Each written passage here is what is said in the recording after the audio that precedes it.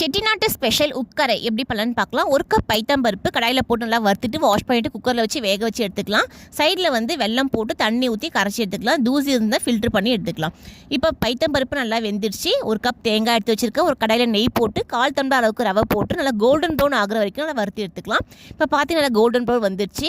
ஒரு கப் தேங்காய் எடுத்து வச்சுருக்கோம்ல, அதையும் போட்டு நல்லா வறுத்துக்கலாம். தேங்காய் வறுப்பட நல்லா வாசனை வரும், அது வரைக்கும் வறுத்துக்கலாம். தேங்காய் வறுப்பட்டதுக்கப்புறம் பைத்தம்பருப்பு வேக வச்சு எடுத்து வச்சுருக்கோம்ல, அதையும் போட்டு நல்லா தேங்காயும் பைத்தம்பருப்பும் நான் மிக்ஸ் ஆகிறதுக்கும் கிண்டிட்டு வெல்லம் எடுத்து வச்சுருக்கோம்ல கரைச்சி, அந்த வெல்லத்தை வந்து இதிலே ஊற்றிக்கலாம். உங்களுக்கு எந்த அளவுக்கு ஸ்வீட் வேணுமோ அந்த அளவுக்கு நீங்கள் வெல்லம் போட்டுக்கோங்க.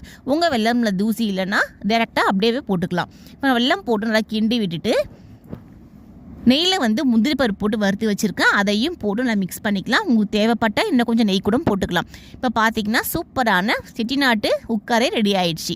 நீங்களும் உங்கள் வீட்டில் ட்ரை பண்ணி பாருங்கள், செம்ம டேஸ்ட்டாக இருக்குது. நம்ம வீடியோ ஃபஸ்ட் டைம் பார்க்கணும், மறக்காம சப்ஸ்கிரைப்